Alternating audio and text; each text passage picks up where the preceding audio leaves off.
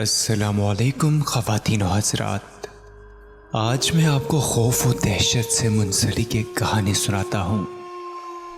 فہیم آج پھر سے اندھیرے کمرے میں ڈرا سہما اوندے منہ زمین سے چپک کے سیدھا لیٹا تھا۔ پھر وہی گہری رات اور پورے گھر میں روز کی طرح اس کی ماں کی چیخ و پکار اور سسکیاں گونج رہی تھی۔ فہیم کا باپ نشئی، جلاد اور وحشی قسم کا انسان تھا۔ روزانہ معمول کے مطابق آدھی رات کو گھر آتا اور اپنی بیوی پر بدترین تشدد کرتا۔ گھر میں مستقل ایسے سخت حالات، گالم گلوچ، مار پیٹ اور چیخ و پکار سے فہیم کی نفسیات پر گہرا اثر پڑا۔ وہ 7 سال کا ہو کر بھی کسی سے نظریں نہیں ملا پاتا۔ بات کرنے میں بھی اس کو زبان ساتھ نہیں دیتی۔ بمشکل ٹوٹے پھوٹے الفاظوں سے ہی سامنے والے کو اپنی بات سمجھا پاتا۔ اسکول تو دور کی بات، اسے ایک وقت کا کھانا بھی میسر آ جاتا تو وہ دن اس کے لیے کسی عید سے کم نہیں ہوتا تھا۔ کئی دن فہیم اور اس کی ماں پیٹ پر پتھر باندھ کر گزارتے تھے۔ اس کی ماں نے کافی کوشش کی کسی کے گھر کام کر کے کم سے کم اپنے بچے کا تو پیٹ بھرے، لیکن اس کا جلاد شوہر باہر دروازے پر تالا لگا کر صبح کو نکلتا اور آدھی رات کو گھر آ کر مار پیٹ کرتا۔ یہ اس کا معمول تھا۔ آس پاس کے لوگوں کو معلوم تو تھا، لیکن کوئی بھی اس شخص سے منہ لگنا نہیں چاہتا تھا۔ ہر کسی سے لڑائی اور منہ چھوٹتے ہی گالی دینا اس کی عادت تھی اور اسی وجہ سے لوگ اس سے کتراتے تھے۔ نہ گھر میں کوئی بلب، سیور یا ٹیوب لائٹ تھی، لے دے کر صرف ایک مٹکا، الماری اور 2 چادریں بس۔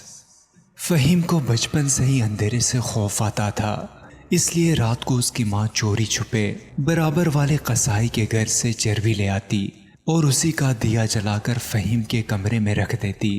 جب تک وہ جلتا رہتا، فہیم کمرے میں سکون سے رہتا، لیکن جیسے ہی آدھی رات ہوتی، دیا بجھ جاتا اور فہیم اپنے ماں کے کمرے کی طرف دوڑ لگا دیتا۔ لیکن وہاں کا منظر جو ہوتا وہ دیکھ کر وہ واپس اپنے کمرے میں الٹا لیٹ کر زمین سے چپک جاتا اور اسی کو اپنی ماں کی آغوش تصور کرتا۔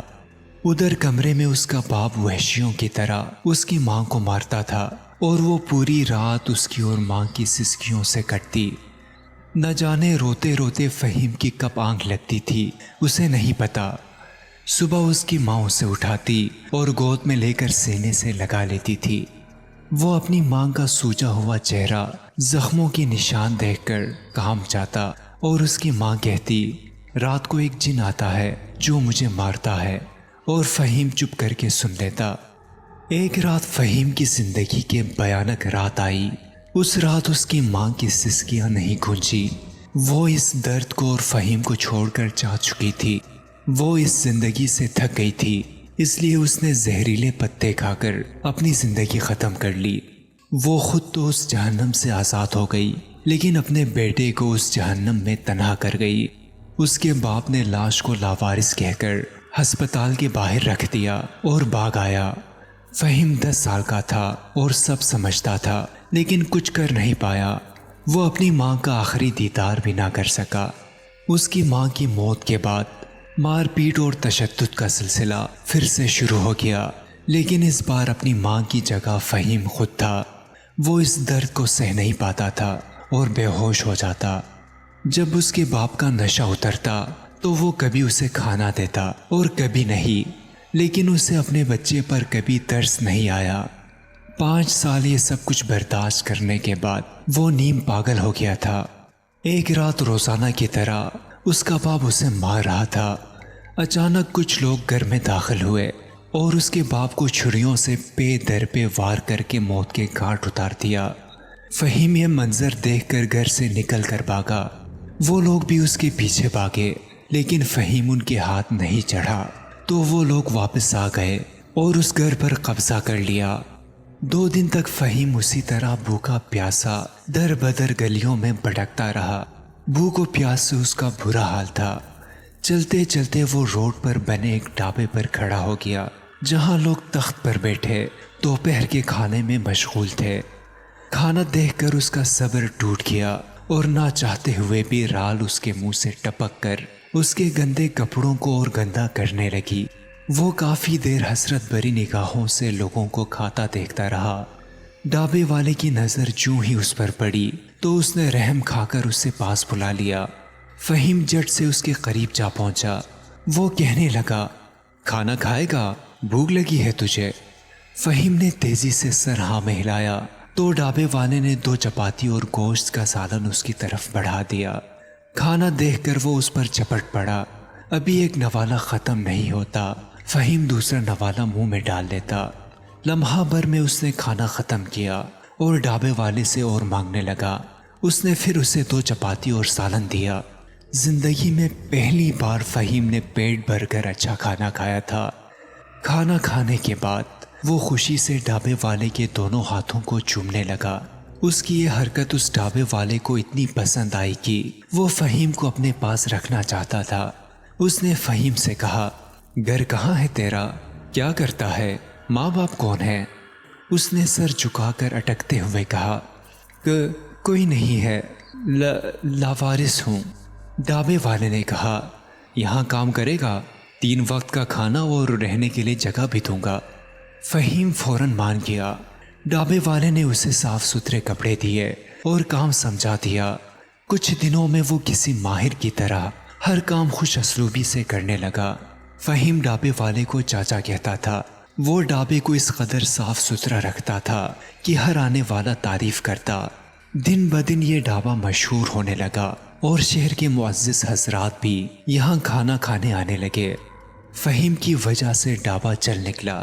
اس قدر رش ہوتا کہ گھنٹوں لوگ لائن میں لگے اپنے باری کا انتظار کرتے تھے۔ ایک دن روز کی طرح بہت رش تھا۔ 3 عیاش قسم کے لڑکے آ کر تخت پر بیٹھ گئے۔ فہیم دوڑ کر ان کے پاس آیا اور کھانے کا پوچھا۔ انہوں نے 10 چپاتیاں اور قیمے کے سالن کا کہا۔ تقریباً 15 منٹ ہی ہوئے ہوں گے کہ ان میں سے ایک نوجوان اٹھا اور ڈھابے والے چاچا سے بدتمیزی کرنے لگا، اوپر سے گندی گالیاں بھی دی۔ فہیم نے لپک کر اسے دور ہٹایا تو وہ بری طرح اسے مارنے لگا۔ اس نے بھی ایک مکہ جڑ دیا۔ وہاں بیٹھے لوگوں نے بیچ میں پڑ کر معاملہ رفع دفع کر دیا۔ آج کام بہت تھا۔ شام ہوئی تو اس نے چاچا سے کہا، آپ چلے جاؤ، میں کام ختم کر کے گھر آ جاؤں گا۔ چاچا اس کے سر پر ہاتھ پھیر کر چلے گئے۔ آج وہ بھی بے حد تھکے ہوئے تھے۔ فہیم چونکہ اندھیرے سے ڈرتا تھا اس لیے جلدی جلدی کام ختم کرنے لگا۔ کام ختم ہوتے بھی تقریباً 8 بج گئے۔ وہ جلدی سے ڈرتا ہوا ڈھابا بند کر کے نکلا اور تیز قدموں سے گھر کی جانب چلنے کیا دوڑنے لگا۔ دور کھڑی ایک سفید کار سے روشنی اس کی آنکھوں پر پڑی، لیکن وہ نظر انداز کرتا آگے بڑھ گیا۔ جیسے ہی وہ کار کے پاس آیا، 2 نوجوان تیزی سے اترے۔ ایک نے اس کے دونوں پیر اور دوسرے نے مضبوطی سے اس کے منہ کو پکڑا اور گاڑی میں گھسیٹتے ہوئے لے گئے۔ وہ تینوں وہی اپنے باپ کی بگڑی ہوئی اولادیں تھیں۔ گاڑی انتہائی تیز رفتاری سے دوڑتی ہوئی آدھے گھنٹے کے اندر ایک سنسان و ویران میدان نما جگہ آ کر رکی۔ ان دونوں نے فہیم کو گھسیٹتے ہوئے کار سے نکالا۔ سامنے ایک بوسیدہ سا ٹوٹا پھوٹا کھنڈر نما گھر نظر آیا۔ تینوں کے ہاتھوں میں ٹارچ تھی، لیکن ہر طرف اندھیرا اور ہو کا عالم فہیم کو پاگل کرنے لگا۔ وہ فہیم کو زبردستی اس گھر میں لے کر اندر داخل ہوئے۔ فہیم تو پہلے سے ہی اندھیرے سے ڈرتا تھا۔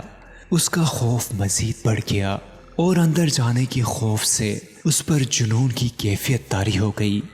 وہ اسی جنون پن میں اس نے ٹارچ کی روشنی میں پاس پڑی زنگ آلود کلہاڑی اٹھائی اور جھٹکے سے خود کو چھڑاتا دور ہو گیا۔ اس اچانک افتاد پر تینوں ڈر کے پیچھے ہٹے، لیکن فہیم ابھی بھی بے حد خوفزدہ تھا۔ وہ ان کے ساتھ ساتھ گھر سے باہر آ گیا۔ وہ گھر پہلے سے ہی آسیب زدہ تھا، گندے غلیظ جنات کا مسکن۔ فہیم کے باہر نکلتے ہی ایک خوفناک چیخ کی آواز سنائی دی اور فہیم خود پر قابو نہ پا سکا۔ اس نے خوف سے پاس کھڑے لڑکے پر کلہاڑی کے اتنے وار کیے کہ وہ وہیں ڈھیر ہو گیا۔ دوسرے نے جب اپنے دوست کی حالت دیکھی تو ایک طرف سرپٹ دوڑ لگا دی۔ فہیم ابھی وہیں کھڑا تھا جب اس گھر سے 3 کالے حیولے برآمد ہوئے اور فہیم کے جسم میں داخل ہو گئے۔ اسی کے ساتھ فہیم کی آنکھیں سرخ ہوئی اور اس نے ان دونوں لڑکوں کے پیچھے دوڑ لگا دی۔ وہ لڑکے بھاگتے اور شور مچاتے ہوئے گاؤں میں داخل ہو گئے۔ ان کے شور سے گاؤں کے لوگ گھروں سے نکل آئے، لیکن فہیم ہر کسی سے بے خبر ان کا پیچھا کر رہا تھا۔ ان میں سے ایک لڑکے نے بھاگتے ہوئے پیچھے مڑ کر دیکھا اور اس کا پاؤں اسی کے دوسرے پیر میں الجھا اور وہ منہ کے بل زمین پر گر گیا۔ وہ ابھی سنبھلا ہی تھا کہ فہیم اس کے سر پر آن پہنچا اور اتنے کلہاڑی کے وار کیے کہ اس کا خون ہر طرف بکھر گیا۔ وہ وہیں پر مر گیا۔ فہیم تیسرے لڑکے کی طرف بڑھا۔ وہ ہامتا کامتا ایک میدان میں جا نکلا، لیکن فہیم تو ایسا تھا جیسے اسے درد ہی نہ ہو نہ تھکن۔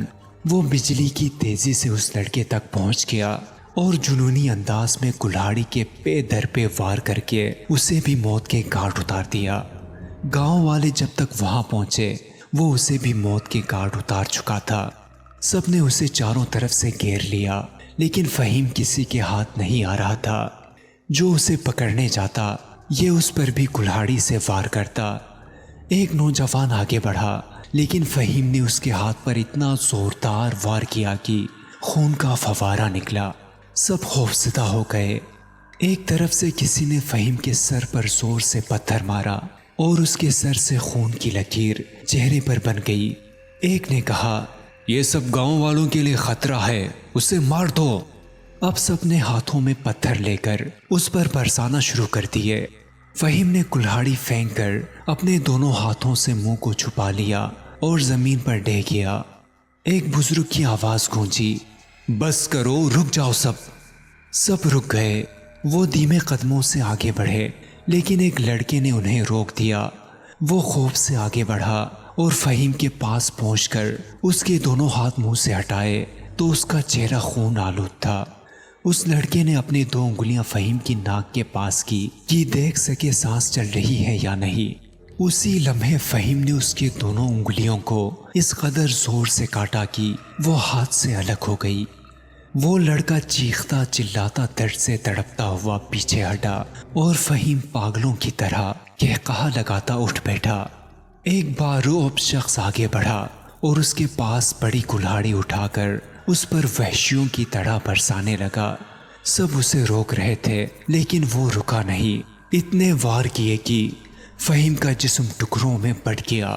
جب تک وہ تھکا نہیں جنونی انداز میں مارتا رہا۔ ہر طرف فہیم کے جسم کے ٹکڑے بکھڑے تھے۔ وہ شخص تھک کر ایک جگہ بیٹھ گیا۔ بزرگ اس کے پاس پہنچے اور کہا، اتنا مارنے کی کیا ضرورت تھی؟ وہ خوف سے بولا، مجھے نہیں پتا۔ جیسے ہی میں نے یہ کلہاڑی اٹھائی مجھے محسوس ہوا کئی ہاتھوں نے اسے تھام لیا ہو اور وہی ہاتھ اسے مار رہے تھے۔ بزرگ معاملہ سمجھتے ہوئے ایک جگہ بیٹھ گئے اور سب کو کہا، میرے ساتھ چلو۔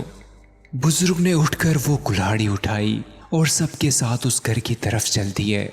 وہاں پہنچ کر بزرگ نے وہ کلہاڑی گھر کی طرف پھینک دی۔ تھوڑی دیر بعد دروازے سے ایک کالا سیاہ ہاتھ نکلا اور کلہاڑی کو اندر لے گیا۔ اندر سے خوفناک چیخیں آنے لگی۔ چیخوں کے ساتھ ساتھ کوئی عجیب انداز میں بول رہا تھا، آج خون کی پیاس بجھ گئی۔ پولیس کو اطلاع دی گئی۔ وہ گاڑی گھر کے سامنے کھڑی تھی۔ ان لڑکوں کے والدین کو بلایا اور ان کے بچوں کی لاش ان کے سپرد کی۔ فہیم کے گھر والوں کا کچھ پتہ نہیں چلا، اس لیے گاؤں والوں نے اسے اپنے ہی قبرستان میں دفن کر دیا۔ دوستوں، ہم امید کرتے ہیں کہ ہماری آج کی ویڈیو آپ کو پسند آئی ہوگی۔ ہمارے چینل کو سبسکرائب کریں، اس ویڈیو کو زیادہ سے زیادہ شیئر کریں اور آنے والی ویڈیو تک کے لیے اپنے میزبان سجیل شریف کو اجازت دیجیے۔ اللہ نگہبان۔